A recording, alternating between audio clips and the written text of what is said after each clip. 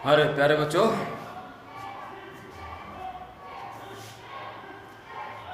Thermodynamics आगे बढ़ते हुए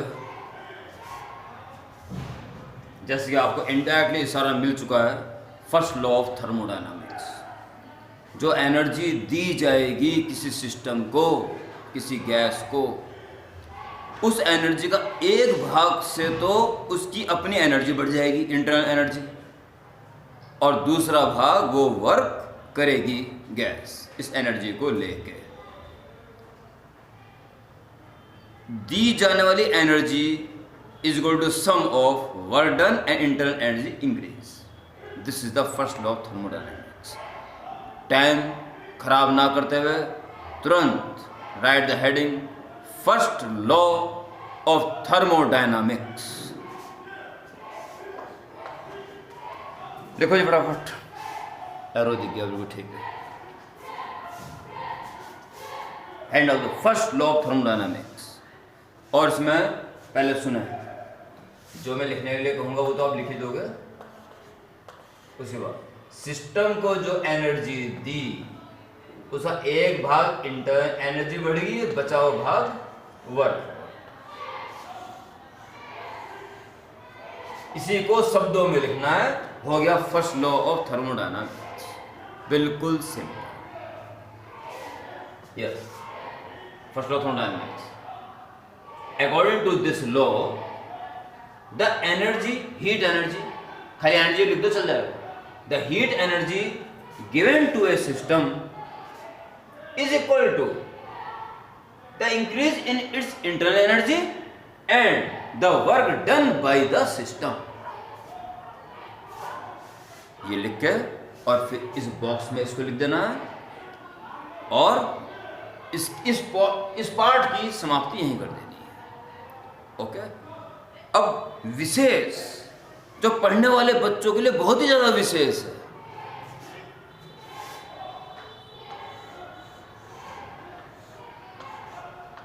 ये ले लोगे आप गैस। प्यारे बच्चों, जब तक इसको एनर्जी दी जाएगी पॉजिटिव, इसकी इंटरनल एनर्जी बढ़ेगी पॉजिटिव, और गैस फैलेगी, फैल चलेगी, इसका मतलब वर्क कर रही है, उसे सफलता मिल रही है पॉजिटिव। जब तक सफलता मिले पॉजिटिव पॉजिटिव। इसके अलावा मेरे बच्चों, अगर हीट एनर्जी देने के बजाय या इसके द्वारा एब्जॉर्ब होने के बजाय निकल रही हो, हीट एनर्जी रिलीज या heat energy taken from system बाहर निकल रही हो, तो इट विल बी नेगेटिव। यहां नेगेटिव साइन के साथ रखेंगे उसको। इंटरनल एनर्जी बढ़ने के बजाय कम हो रही हो, नेगेटिव। और वर्क जो सबसे इंपॉर्टेंट इस कड़ी में है, अगर गैस कंप्रेस हो रही हो, गैस हमेशा चाहती है फैलना, उसके मॉलिक्यूल्स दूर दूर चले जाना, तो पॉजिटिव वर्क है। और इसका उल्टा हो रहा हो, वॉल्यूम कम हो रहा हो, तो वर्क गैस नहीं कर रही है, अगर गैस के ऊपर कोई बाहर वाला वर्क कर रहा है, उसका पॉजिटिव माना जाएगा, खुद गैस का तो नेगेटिव हो जाएगा। So in the case of volume increasing, work done by gas taken as positive, and the case of decreasing volume, work is negative. ये ध्यान रखना इस बात का। ओके, तो प्लस माइनस का विशेष ध्यान। दी जा रही हो पॉजिटिव, ली जा रही हो नेगेटिव, इंटरनल एनर्जी बढ़ रही है पॉजिटिव, घट रही है नेगेटिव, गैस एक्सपेंड हो रही है तो पॉजिटिव, और कंप्रेस हो रही है तो नेगेटिव।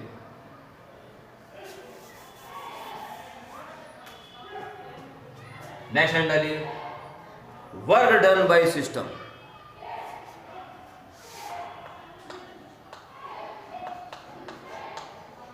वर्क डन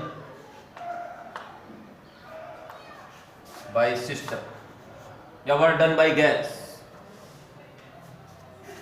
प्यारे बच्चों, ध्यान देंगे, मैंने आपको से पिछली वीडियो में वर्क डन यानी फोर्स इन डिस्प्लेसमेंट और फिर ए से डिवाइड इनटू करके P इंटू डी वी सिद्ध करा दिया था। वही P इंटू डी वी अगर आप इस ग्राफ में देखते हैं, और पीवी ग्राफ बहुत ज़्यादा आने शुरू हो चुके थे, मेयर फॉर्मूला मैंने पीवी ग्राफ नहीं प्रूफ कराया था। ये पीवी ग्राफ बहुत इंपॉर्टेंट है थर्मोडायनेमिक्स में, इस कारण इसको इंडिकेटर डायग्राम भी कहा जाता है। थोड़ी देर में मान लो प्रेशर कांस्टेंट है, ना बढ़ रहा है ना घट रहा है, हाँ वॉल्यूम बढ़ रहा है। ये कोई इनिशियल वॉल्यूम था, ये फाइनल वॉल्यूम। प्यारे बच्चों, P इंटू डेल्टा वी जो हुआ, तो P तो ये हुआ, ये इंटू डेल्टा वी इतना हुआ, फाइनल माइनस इनिशियल इतना हुआ, तो दिस इंटू दिस तो भैया एरिया। अगर प्रेशर कांस्टेंट है तो P इंटू डेल्टा वी का मतलब है P into V final minus V initial.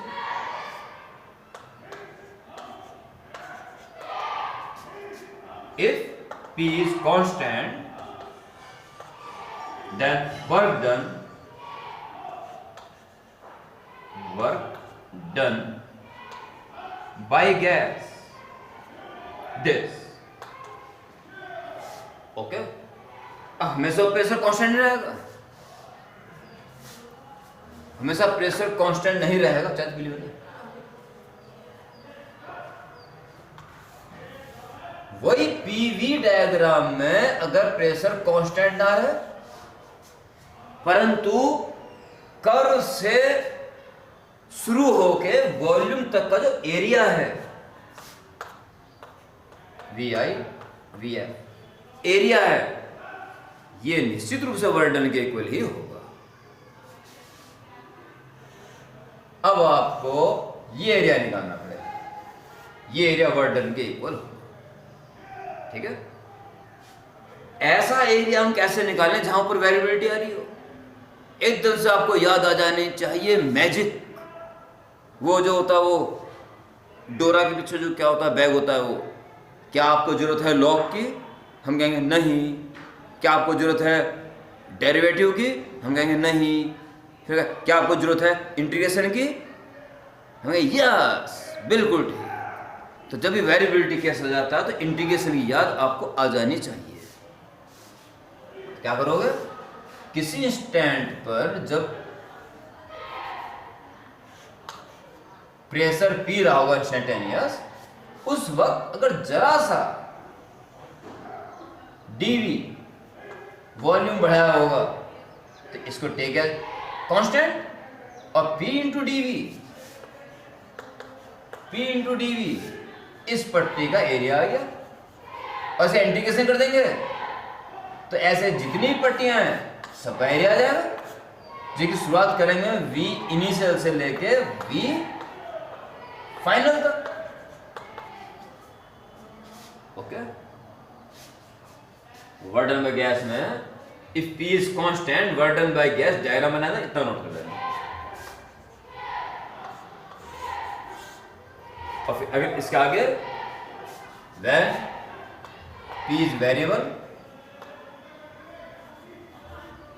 Then फिर ये डायग्राम भी बनेगा और ये हो जाएगा, ठीक है। डायग्राम नहीं इसलिए है ना, और लास्ट में इसमें एक नोट लिखना जो बहुत इंपॉर्टेंट। क्या है? पीवी ग्राफ अगर आपके पास है तो उस ग्राफ से शुरू होके वॉल्यूम एक्सिस तक का जो एरिया होता है, this is work done. In the case of volume increasing, work done by gas is positive and negative for compressing when volume decrease. हाँ, नोट में क्या लिखा है सुन लें। The area under PV graph on volume axis indicates work done by gas. Okay, very important.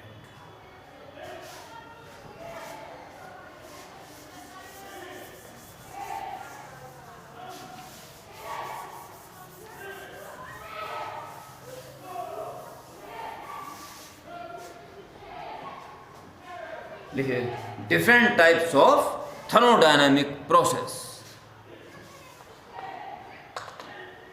different types of thermodynamic process. Part A, isothermal process. Isothermal का मतलब प्यारे बच्चों टेम्परेचर कांस्टेंट। ऐसा प्रोसेस का मतलब कोई गैस भरी हुई किसी पिस्टन से लगा किसी बर्तन में, उसका प्रेशर, टेम्परेचर, वॉल्यूम कुछ तो चेंज करा और पीवी ग्राफ में उसकी स्थिति बदली गई और चली गई, बस हो गया प्रोसेस। ऐसा प्रोसेस जिसके पूरे प्रोसेस के दौरान टेम्परेचर ना बदले। जैसे कि किसी वीडियो को याद करें, मेयर्स फॉर्मूले को समझाते हुए पीवी ग्राफ ने एक ऐसा ग्राफ बनाया था जिसमें मैंने कहा था हर पॉइंट पर टेम्परेचर T है। तो इस पॉइंट से इस पॉइंट तक का जो प्रोसेस है, पॉइंट A से B पे, ये प्रोसेस आइसोथर्मल प्रोसेस है, क्योंकि इस प्रोसेस के दौरान टेम्परेचर T का T ही है। ओके, ऐसा थर्मोडायनामिक प्रोसेस जो कांस्टेंट टेम्परेचर पे हो रहा है, जिसके दौरान टेम्परेचर कांस्टेंट। समझ में आ गया? पहले तसल्ली देना अपने दिमाग को कि समझ में आ गया तब लिख रहे हैं, वैसे मत लिखना। लिखिए, isothermal process is that thermodynamic process during which temperature remains constant। या आप ऐसे भी लिख सकते हो, ये जो मैंने बोल दिया आप इस तरह भी लिख सकते हो। The thermodynamic process which take place at constant pressure is called isothermal process। Simple है, आप बिना डरे लिखना, ये ध्यान रखना टेम्परेचर कांस्टेंट रहना चाहिए ऐसा प्रोसेस। तो बिना डरे लिखना, हंसते हुए मुस्कुराते हुए ठाका लगाते हुए। Part B, adiabatic process. Adiabatic process किसे कहेंगे प्यारे बच्चों?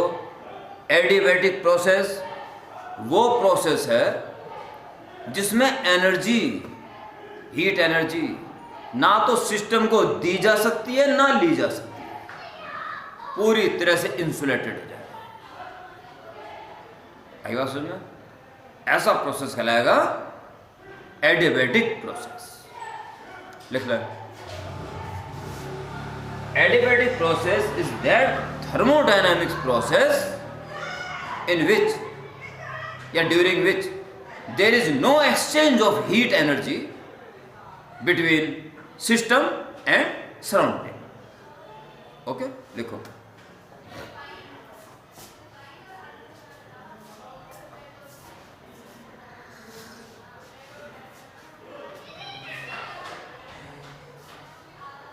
Part C, isobaric. और कोई को ऐसे बारीक बोलता है, आइसोबैरिक या आइसोबारिक इंग्लिश में ऐसे होता है बस। आइसोबारिक प्रोसेस प्यारे बच्चों जिसमें प्रेशर कांस्टेंट। तो पहले वाली परिभाषा टेम्परेचर प्रेशर लिख दो, यस दोबारा सुन लो। Isobaric process is that thermodynamic process which take place at constant pressure.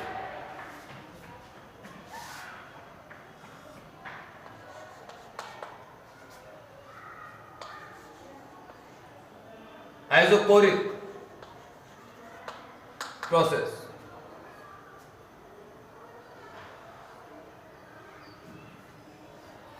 क्या बचा कांस्टेंट होने के लिए? वॉल्यूम।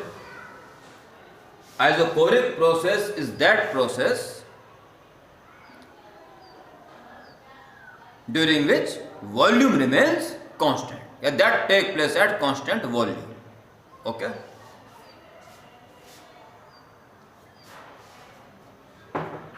प्यारे बच्चों ये चारों बातें आपको याद है। आइसोथर्मल में टेम्परेचर कांस्टेंट, आइसोबारिक में प्रेशर कांस्टेंट, आइसोकोरिक में वॉल्यूम कांस्टेंट, और एडियाबैटिक का मतलब है एनर्जी, हीट एनर्जी ना ली जाए ना दी जाए, नो एक्सचेंज। ये तो आपको याद हो जाना है, याद हो जाना है। ओके, जिसमें कि इन दो प्रोसेस की पूरी डिटेल आपके पास है, ठीक है, आपके सिलेबस में है। और हाँ, वर्क डन बाय गैस या work done by system in isothermal process और एडियाबैटिक प्रोसेस का एक आर्टिकल आपके एनुअल में हर हाल में आएगा, हर हाल में, बस इन दोनों का नहीं। तो अब आप इनकी दो लाइन की डेफिनेशन लिखने के बाद इस कहानी को खत्म करते हुए मुख्य हेड डाल दीजिए, आइसोथर्मल प्रोसेस, पूरा ब्यौरा इसके बारे में आपको चाहिए।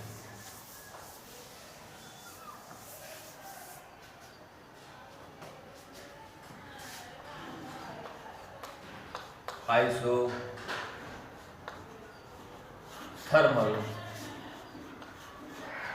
प्रोसेस,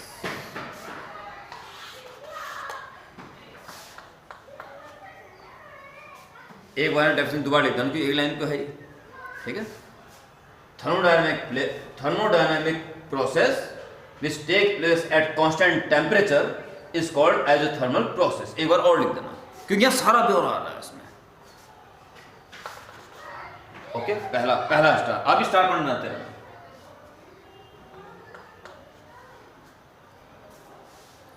आइसोथर्मल प्रोसेस कैसे अचीव किया जा सकता है, कंडीशंस क्या है to achievement of isothermal process, लिख दीजिए। कंडीशन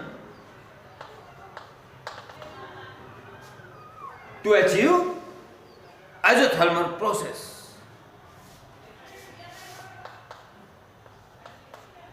दो कंडीशन है प्यारे बच्चों,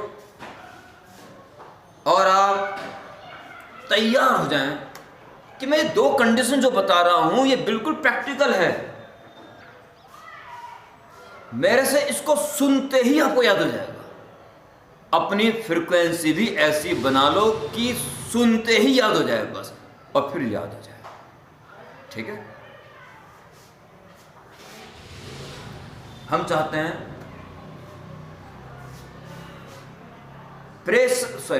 टेम्परेचर ना बदले, ओके। इसके लिए आप जो बर्तन लोगे, बर्तन हाई कंडक्टिंग मटेरियल का लो। जो कंडक्टिंग मटेरियल होगा, अच्छा कंडक्टर होगा, वो इलेक्ट्रिक कंडक्शन के साथ साथ उतना ही अच्छा हीट कंडक्टर भी होता है। उसमें से एनर्जी जल्दी आर पार हो जाती है। आप तांबे का कोई गिलास या बर्तन में गर्म पानी डाल दो तो बाहर से एकदम गर्म हो जाएगा, और बाहर से गर्म होना मतलब क्या है, हीट बाहर निकल रही है, बस 12% गर्म हो।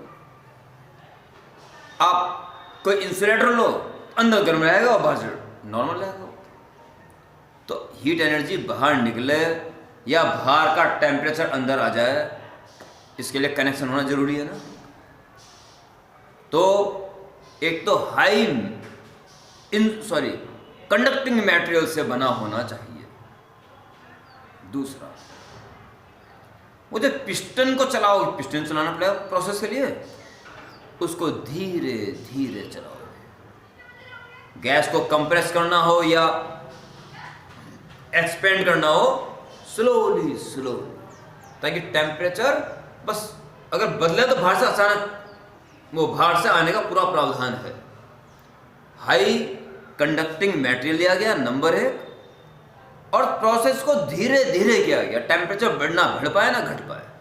अगर घटना बढ़ना हो रहा हो तो बाहर से उसके कनेक्शन पूरी तरह से है हाई कंडक्टिंग मटेरियल लेने से, ठीक है। अब उसका टेम्परेचर एकदम से घटेगा बढ़ेगा नहीं। नंबर 1,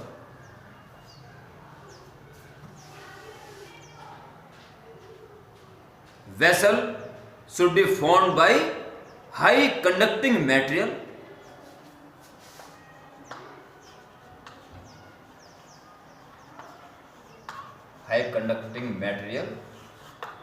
दूसरा, प्रोसेस शुड बी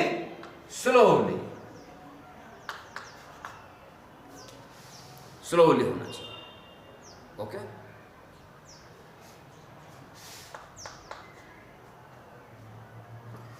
प्यारे बच्चों,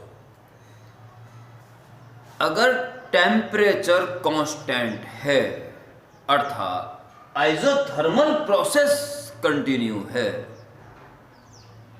एनर्जी दी जा रही है सिस्टम को, तो एक भाग तो इंटरनल एनर्जी बढ़ती है, दूसरा वर्क होता है। तो वर्क को तो अभी देख लेंगे। इंटरनल एनर्जी बढ़ती है, कितनी इंटरनल एनर्जी बढ़ेगी? आइसोथर्मल प्रोसेस यानी टेम्परेचर कांस्टेंट, यानी internal energy depend only on temperature.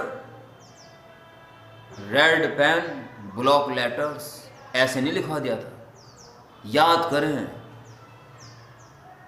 जब आइसोथर्मल प्रोसेस हो रहा है तो टेम्परेचर कांस्टेंट है, और इंटरनल एनर्जी केवल टेम्परेचर पे डिपेंड करती है, इसलिए इंटरनल एनर्जी भी कांस्टेंट रहेगी। आइसोथर्मल प्रोसेस में इंटरनल एनर्जी जरा सी भी नहीं बढ़ेगी।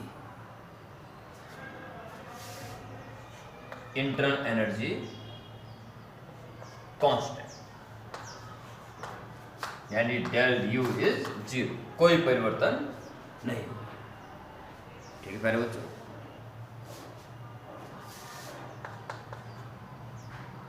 एनर्जी जो दी जाती है specific molar specific heat, number of moles, और जितना टेम्परेचर बढ़ाया, चाहे Cp हो चाहे Cv हो, Q upon N delta T, और आइसोथर्मल प्रोसेस का मतलब है डेल्टा T 0, कोई परिवर्तन नहीं हुआ डेल्टा T में। यही तो पहचान है, टेम्परेचर कांस्टेंट है, और इसके 0 होने पे C tends to infinity. Specific heats is very large in isothermal process.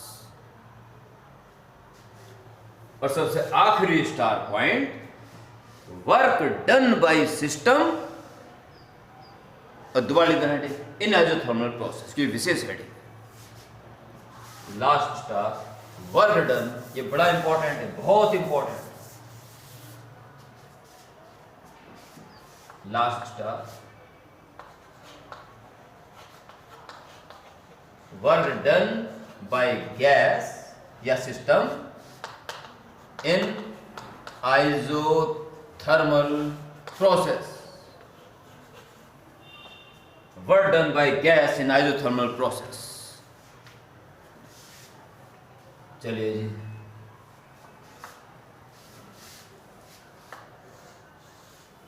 PV graph बनाएंगे, और आपको पता है आइसोथर्मल प्रोसेस कुछ इस टाइप का होता है। ठीक है, तो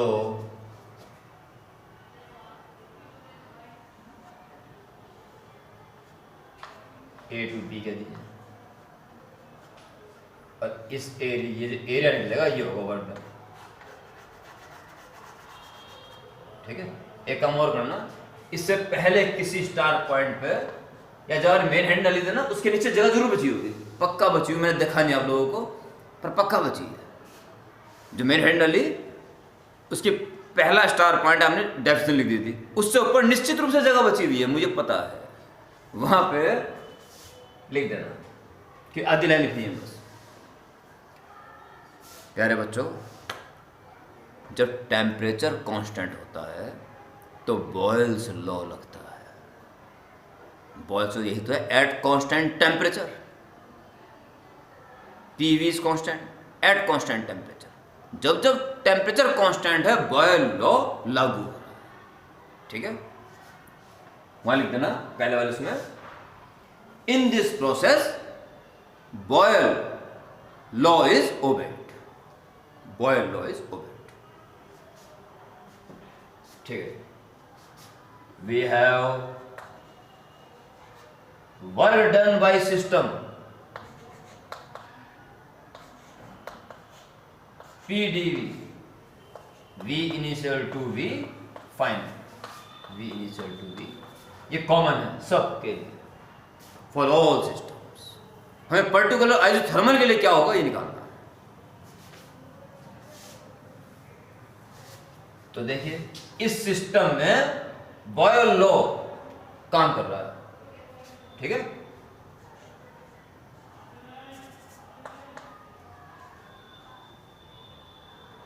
from PV is equal to, अब तो एक बोल लिया, कितने बोल ले सकते हैं, एन आर टी, और टी कांस्टेंट, तो पीवी कांस्टेंट हो गया, तो हमें पी की वैल्यू निकालनी है। P is equal to N R T upon V, therefore work done in isothermal process, अब पर्टिकुलर हो गया, V I to V F, और पी की वैल्यू रखना है N R T upon V D, okay. W continue isothermal process के लिए, N R तो कॉमन है ही, टी कॉमन है कि नहीं है, पक्का है, आइसोथर्मल प्रोसेस चल रहा है, टी कांस्टेंट है, और इधर बचा 1 upon V D V, 1 upon V का integration log v base, and limits v initial to v final is equal to nRT, अपर लगता है log v final minus log v initial base, nRT log this minus log this upon this, Vf upon Vi base E. W isothermal process 2.303 से into करते हो अगर, तो base ई base 10 में count हो जाता है, आपने पढ़ा होगा केमिस्ट्री में, nRT log base 10 now V final upon V initial.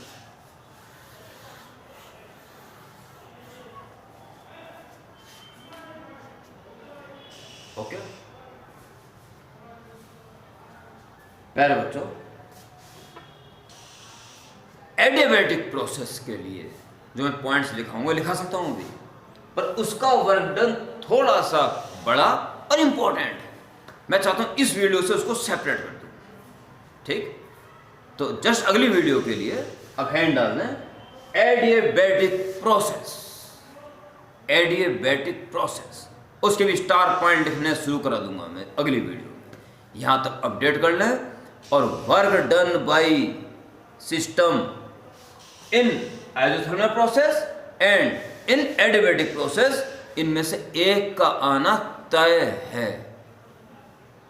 समझ रहे लैंग्वेज किस तरह से बोल रहा हूं, अर्थात तय है, ओके। Update the notes.